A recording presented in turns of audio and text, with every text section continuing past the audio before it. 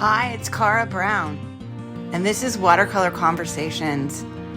It's a place where I share my love of watercolor and my seeking, my teaching, my discoveries, the connections I see, and just in general what it's like to be alive at this time here on planet Earth. I hope that this meets a part of you that's longing to be met. Thanks for being here. Hi, everybody. This is the next episode. We are going to zoom back out. We've covered the basic curriculum of everything that I teach so far, and we are going to now look at putting it all together and how we compose our paintings. I first have a little thing to share about words because I love words, and then we'll look at composition. Okay, thanks for being here. The funny thing about doing this in a podcast episode where you're just getting this information in through your ears is that it's really a visual thing I'm talking about here, putting elements together for painting. At the same time, I'm thinking that it might be interesting. It might stimulate your imagination a little bit more. You might have to envision it yourself rather than being given my version of visual composition. This is a collection of thoughts. I am self-taught mostly. I'm not formally trained for sure in the art world. There are no rules I'm going to tell you need to follow. These are just some things that I think about, and I want you to just take it for what it's worth and not feel like this is the way that it's done.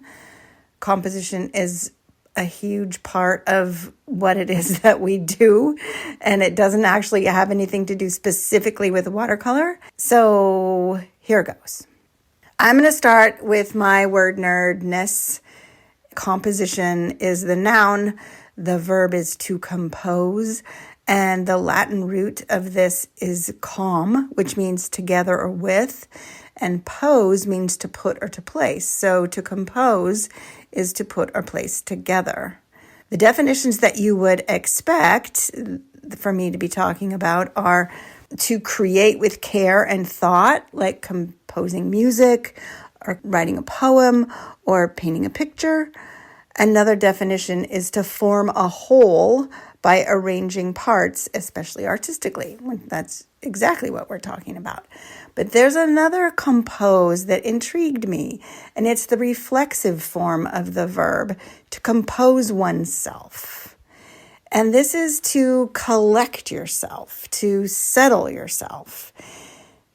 And I thought, well, that's telling, because when I'm working on a composition, when it's right, there's nothing niggling at me. There is kind of a calmness in me, like oh yeah, that's what I've been hoping for. So there's a reflexive version of the verb that the art does, that it's just, or the potential art does, is that it settles itself when it gets to the right spot for our own sensibilities anyway. So when I think about composition, when we're composing something, I look at it kind of in two big buckets. And one of them is the overall shape, and the other is what's inside that shape. So the overall shape is, if we're going to use photo references, is how we crop. Or if you're painting plein air, or drawing plein air, making a piece of art out in the world, that's a huge piece of what you have to decide. And that's how you're going to bound what it is that you're doing. Where are you going to draw the lines, so to speak, that this is what's in and this is what is not. The shape that takes and the relationship between the subjects inside that shape and the edges, that's all that dynamism is all part of composition as well. The most standard and normal shape for a piece of visual art, like a painting or a drawing, is rectangular. Landscapes are often horizontal.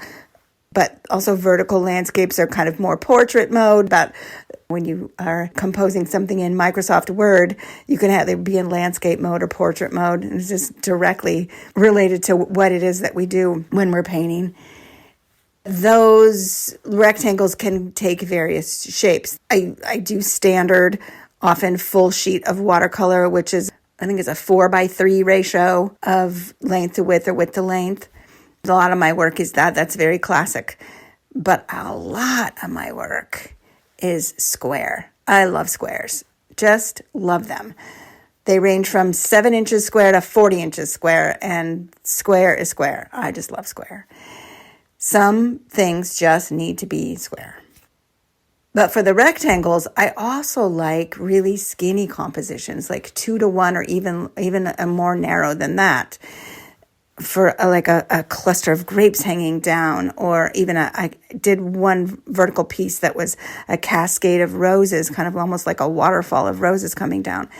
And then a horizontal skinny, like branch of a crabapple tree or the surface of a lily pond. You really kind of get the sense of the expanse without being distracted by what's above and below. So those are interesting shapes too. There are even some paintings that are round. Paintings, when I say paintings, I mean two-dimensional art. Claude Monet did several paintings of his lily ponds in round shapes. And the artist that probably is the biggest inspiration in my development of myself is Joseph Raphael, or was Joseph Raphael. He's passed away now. He did some round paintings toward the end.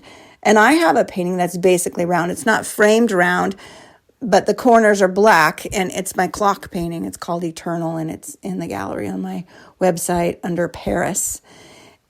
So there's something compelling too about round. Round is how we look through a telescope or through a hole in the wall. There's a peering into that we do when we look through a round shape.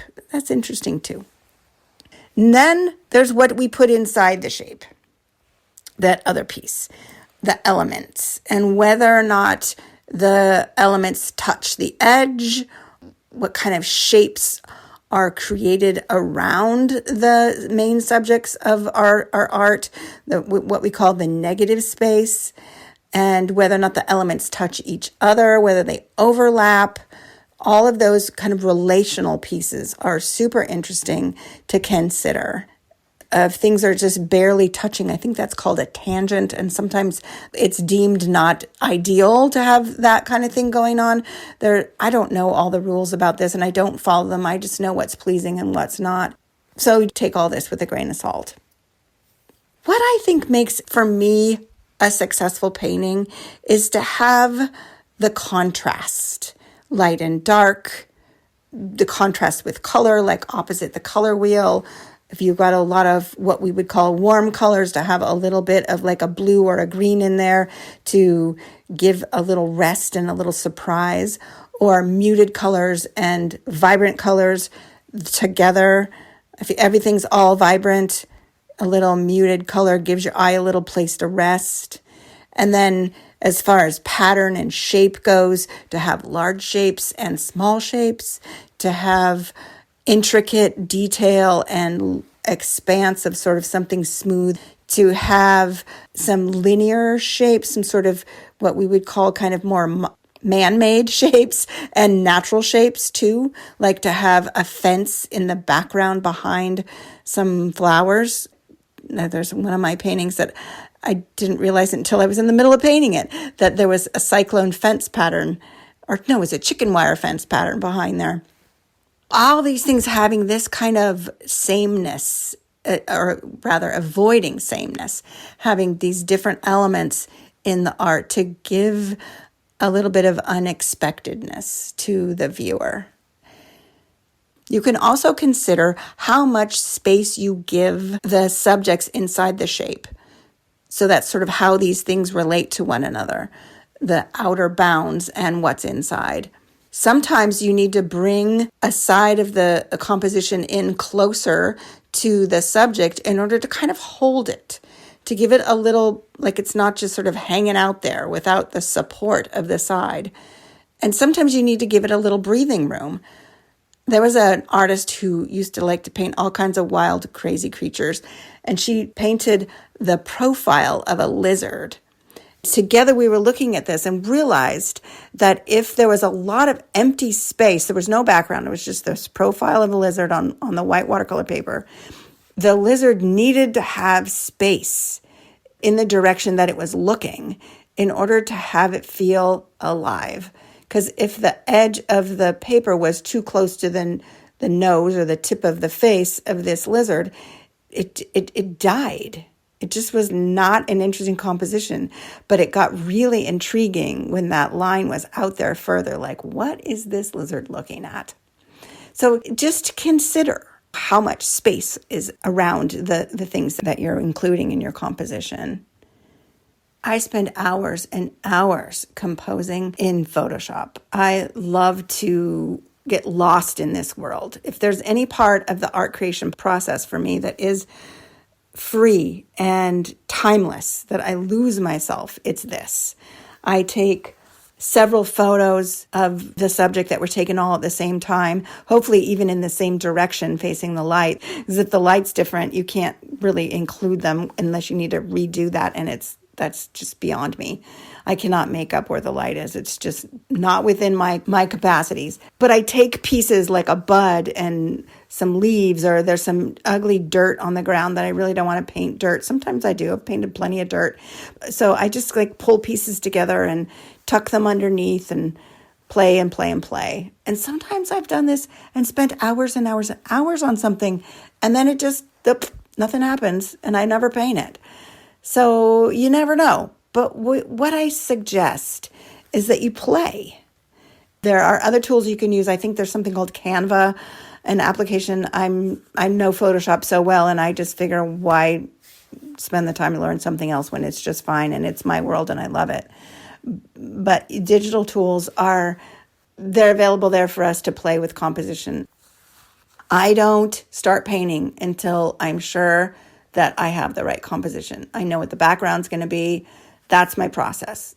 Plenty of people don't do that. Plenty of people just charge in and then kind of sort of do a design build, to use a construction term, as they're painting, and kind of figure it out as they go. And that's not my way. I like to do all that messing around digitally, and then I bring it through rather with paint and water on paper. It can turn out differently than I expect, the colors and the lights and the darks and how it actually ends up, but the basic structure of it, I have already decided. I hope this is helpful. I hope it's interesting. I hope it has stimulated your thought and your imagination. And what I suggest you do is use, even just simply on a smartphone, a photo editing app can give you the chance to saturate color, to change the light and dark, and you can, of course, crop. So those are things that you can play with. If you know Photoshop or other kinds of tools where you can take elements from one file and put them on the other and resize them and do all kinds of fancy things, then even better. But play, have fun. This is just such a big, huge part of my process that I adore. And when I get a little niggling of something I want to do, it's like I can't wait to dive in and just be in that world and create my composition and then get going painting. All right, this is the end of the Cara's instruction and advice and experience in actually painting and how we be when we paint, all of that stuff. That's the end of this. The next episode, I'm going to bring you back in and place you back in the center of all of this. I hope to see you over there. I hope that matters enough that you go listen there too. And if not, thank you so much for listening. Thank you for coming along. And I so appreciate that you're out there making art, because we all need to be making beauty if we are called to. Okay, thanks so much. Bye-bye.